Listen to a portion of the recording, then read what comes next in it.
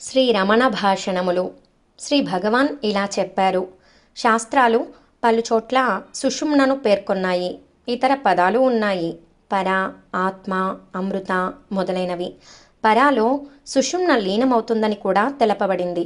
అందుచేత పర జ్ఞాన పరిభాష అని, సుషుమ్న యోగ పరిభాష అని చెప్పవచ్చు. శ్రీ రమణ గీతలో ఒక సందేహానికి సమాధానం. 14వ అధ్యాయంలో 10వ శ్లోకం. ఆత్మానుభవ పరిపాకము చేత అదృశ్యత్వం కూడా సిద్ధించవచ్చు. అట్టివాడు శుద్ధ జ్ఞానరూపుడు సిద్ధుడుగా విహరిస్తాడు. 18వ అధ్యాయంలో చివరి శ్లోకం. సిద్ధుల మహిమ ఊహాతీతము. వారు శివునితో సమానులు. వరాల్ని అనుగ్రహించడంలో సాక్షాత్తు శివస్వరూపులే. ఆత్మానుభవంతో నిజమైన నిరంతరమైన తపస్సు సిద్ధిస్తుంది. అట్టి తపః పరిపాకంతో జ్ఞానులు తమ దేహాలను స్పర్శకు చూపులకు అందనివిగా చేయగలరు. వారు సిద్ధులుగా ప్రసిద్ధులు. సిద్ధుల మహిమలు తెలియజాలము. వారు దేవునితో సమానులు. వరాలు కూడా ఇయ్యగలరు అన్నారు భగవాన్. ఆత్మజ్ఞం హ్యర్చయేత్ భూతి కామః. ముక్తి కానీ సంపదలను కానీ కోరువారు ఆత్మజ్ఞుని సేవించవలెను అనునది ఒక ఉపనిషత్తులో మంత్రము. ఇక్కడ వరములిచ్చే వారిలో సిద్ధులను చేర్చలేదు. జ్ఞాని వరములియ్యగలడు మరియు స్వేమహిమ్ని ప్రతిష్ఠితః, తన మహిమయందు నెలకొన్నవాడు. అనంతం బ్రహ్మ, బ్రహ్మము అనంతము అను మంత్రములు పైన ఉదహరించిన శ్లోకముతో కలిపి చదివినప్పుడు సంశయాలు వస్తాయి. సర్వం కల్విదం బ్రహ్మ, ఈ సమస్తము కూడా బ్రహ్మమే.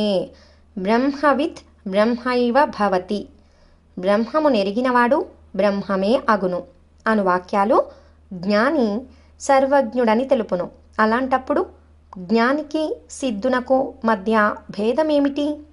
వరములిచ్చే శక్తి సిద్ధులకు ఉన్నది అనడం వలన జ్ఞానికి ఆ శక్తి లేదని అర్థం వస్తుంది కదా. ఇదే సందేహం. దీనికి భగవాన్ ఈ విధంగా వివరణ ఇచ్చారు. రమణ గీతలోని శ్లోకములలో ప్రశ్నల దృష్టి వేరు, సమాధానాలు కూడా ఆ దృష్టితోటివే. జనులు రూపాన్నే చూస్తారు. వారికి సిద్ధులు మహిమలు కూడా కావాలి. ఆత్మానుభవం కలిగిన తర్వాత ఏ శక్తులు కూడా దానిలోనికి విస్తరించుటకు కూడా సమర్థములు కావు. ఇక అవి దానికి అతీతంగా ఎలా విస్తరించగలవు? సిద్ధుల కొరకు ఆత్రపడే జనులు జ్ఞానంతో తృప్తిపడక దానికి ఈ మహిమలను జోడిస్తారు. జ్ఞానం పరమానందం ప్రసాదిస్తుంది. దాన్ని కూడా కాదని వీరు సిద్ధులను కోరుకుంటారు. దీని కొరకు వారు రాజమార్గమునకు బదులుగా సందులు గొందుల ద్వారా పోవచ్చు బహుశా దారి తప్పుతారు. వారికి చక్కగా దారి చూపి వారిని రాజమార్గంలో నిలుపవలననే ఉద్దేశ్యంతో శాస్త్రాలలో సిద్ధులు జ్ఞానాన్ని అనుసరించునని చెప్పబడినది. నిజానికి అన్ని జ్ఞానంలో ఉన్నాయి. జ్ఞాని సిద్ధుల గురించి ఒక్క ఆలోచన కూడా చేయడు. జనులు జ్ఞానమును పొందిన తర్వాత కావాలంటే సిద్ధుల కొరకు ప్రయత్నించుదురు కాక. శరీర సంశయా సిద్ధయః అని ముందు చెప్పి ఉన్నాను. సిద్ధులు శరీరమునకు సంబంధించినవి అని. ఎందుకంటే వాని దృష్టి దేహానికి చెందినది. నిజానికి జ్ఞాని సిద్ధుడు వేరు కాదు. వరాన్ దాతుం అనే పదములలో వరములలో ఆత్మలాభము కూడా చేరి ఉంది. సిద్ధులు కేవలం క్రింది కోవకు చెందినవే కాక ఉత్తమ శ్రేణికి చెందినవి కూడా ఉన్నాయి.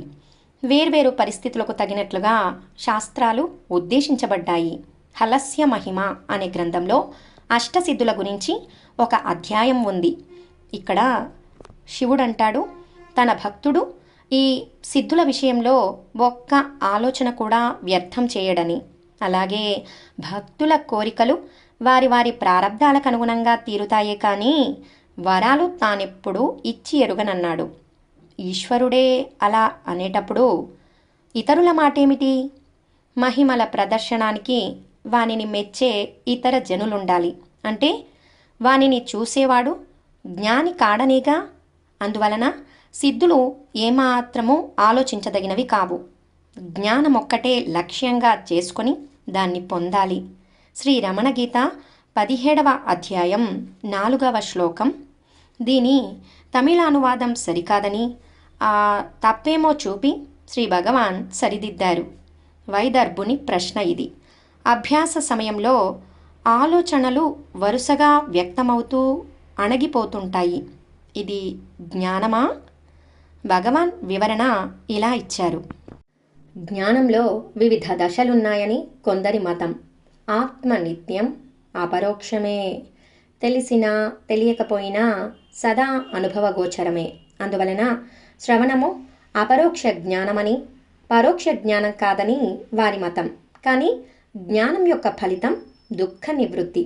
కానీ అది శ్రవణం వలన మాత్రమే కలగదు. అందువలన అది అపరోక్షమైనను స్థిరము కాదు. రేకెత్తే వాసనలే దాని అస్థిరతకు కారణం. వాసనలు తొలగితే జ్ఞానం నిశ్చలమై ఫలిస్తుంది అని వారంటారు. శ్రవణము పరోక్ష జ్ఞానమే అని మరికొందరు అంటారు. అది మననం వలన అప్పుడప్పుడు అపరోక్షమవుతుంది. అది నిరంతరంగా సాగడానికి వాసనలు అడ్డు వస్తాయి. మననం తర్వాత అవి బలం పుంజుకుని విజృంభిస్తాయి. వానిని అదుపులో ఉంచాలి. దానికి 2 విధాల జాగ్రత్త పడాలి. 1, దేహో నాహం, నేను దేహం కాను అని సదా జ్ఞప్తి ఉంచుకోవడం. 2, మననం చేసేటప్పుడు అప్పుడప్పుడు లభించే అపరోక్షానుభవాన్ని అంటిపెట్టుకొని ఉండడం. ఈ ప్రయత్నాన్ని నిధిధ్యాసనము అంటారు. ఇది వాసనలను నిర్మూలిస్తుంది.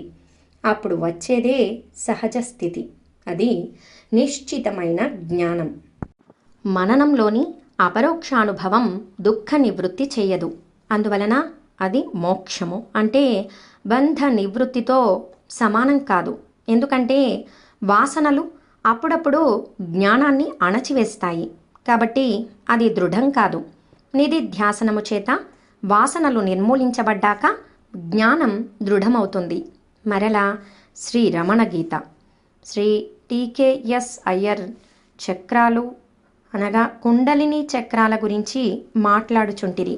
శ్రీ భగవాన్ ఇలా చెప్పారు. ఆత్మ ఒక్కటే అనుభవానికి తెచ్చుకోవలసినది. మిగిలినవన్నీ ఆత్మానుభవంలోనివే. శక్తి, గణపతి, సిద్ధులు మొదలైనవి దానిలో చేరి ఉన్నాయి. దీని గురించి మాట్లాడేవారు ఆత్మజ్ఞులు కారు. ఆత్మ హృదయమునందు ఉంది. అది హృదయమే. దాని ఆవిర్భావము మెదడులో ఉంది. హృదయం నుండి మెదడుకు సుషుమ్న నాడి ద్వారా ఆత్మశక్తి ప్రవహిస్తుందనుకోవచ్చు. సుషుమ్న లేదా అలాంటి నాడులన్నీ పరా అనగా ఆత్మనాడిలోనివే. అందుకే ఉపనిషత్తులు సుషుమ్నను పేర్కొంటూ పరలీన అన్నవి. సహస్రారము మెదడు వరకు పైకి పోయిన ప్రవాహము అక్కడ ఆగిపోతుందని యోగులు అంటారు. ఆ అనుభవము పూర్ణ అనుభవము కాదు. జ్ఞానానికై వారు హృదయానికి రావాలి. హృదయమే ఆదియు అంతము కూడా అని సమాధానం ఇచ్చారు. ఓం నమో భగవతే శ్రీరమణాయ.